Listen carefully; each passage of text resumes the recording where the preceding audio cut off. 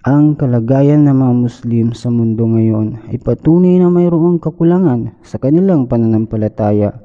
Maraming kaguluhan, di pagkakaunawaan at moral na kahinaan sa kanilang hanay.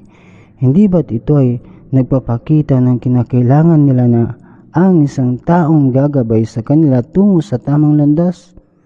Sa kabila ng kanilang panawagan para sa isang tagapagtanggol ng Islam, karamihan sa mga Muslim ay tinatanggihan ng mismong ipinadala ng Allah Ta'ala.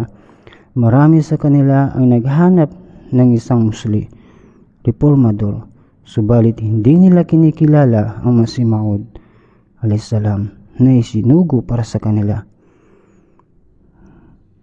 Ang mga kalaban ng Islam, maging sila ay Kristiyano, walang pananampalataya o mga tagapagpalaganap ng sekularismo, ay patuloy na nagpapakalat ng maling impormasyon. Gayunpaman, ang Allah Ta'ala ay may plano. Sa kabila ng lahat ng paninirang ginawa ng mga kaaway, lalo pang kumakalat ang mensahe ng Hazrat Masih Maud alayhisalam sa Mashriq wal Maghrib, sa silangan at kanluran. Kahit ang mga umatake sa Islam ay sa isang paraan tumutulong sa pagpapalaganap ng mensahe ng katotohanan, ang kanilang matinding pagsalungat ay nagiging dahilan upang mas maraming tao ang magtanong at mag-usisa tungkol sa Islam at sa misyon ng Masih Maud. Ano man ang gawin ng mga kalaban upang tapusin ang jamaat ni Hazrat Masih Maud alayhisalam, ito ay patuloy na lalago at lalawak. Sa katunayan, ang mismong pagsalungat sa jamaat ang naging dahilan ng lalong paglaganap nito. Sinabi niya, ang Allah Ta'ala ay higit na mahabagin kaysa isang ina. Hindi niya nais na ang kanyang nilikha ay mapahamak. Ipinakita niya sa atin ang landas ng liwanag at patnubay. Subalit, kailangan gamitin ninyo ang inyong talino at dalisayan ang inyong sarili. Tulad ng lupa na hindi maaaring maging mataba maliban kung ito ay bubungkalin at lilinisin. Ganoon din naman ang kaluluwa ng tao ay kailangang pagdaanan ng pagsubok at pagsasanay upang maging dalisay. Sa ating panahon, ang Allah Ta'ala ay nagpakita ng kanyang habag sa pamamagitan ng pagpapadala ng isang Masih Maud upang ipagtanggol ang Islam at ang karangalan ng Propeta Muhammad SAW. Kung walang matinding pagsubok at pananalakay laban sa Islam, hindi na sana kinakailangan dumating ang Masih Maud alayhisalam. Subalit nakikita natin na mula nang gawin niya ang kanyang pahayag, ang pagsalungat sa Islam ay lalo lamang lumalakas. Pinapakita nito na tunay ngang kinakailangan ang kanyang pagdating upang ipagtanggol ang pananampalataya. Ang ilan ay nagsasabi na ang misyon ng Masih Maud alayhisalam ay isang uri ng negosyo o pagpapayaman.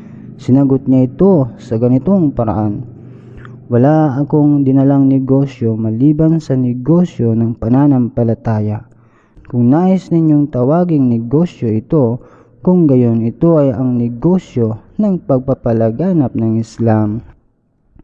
Kami ay tulad ng mga patay pagdating sa makamundong layunin. Ang aming buhay ay nakatuon lamang sa pananampalataya, tulad ng mga naunang banal na tao at mga imam ng Islam. Ang layunin ng Masih Maud alayhisalam ay alisin ang mga maling paniniwala at gawing dalisay ang Islam ayon sa mga aral ng Quran.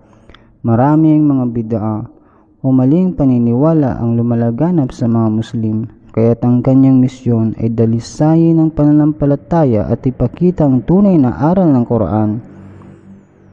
Sinabi niya, ako ay sinugo upang alisin ang mga huwad na relihiyon at ipakita ang katotohanan ng Islam.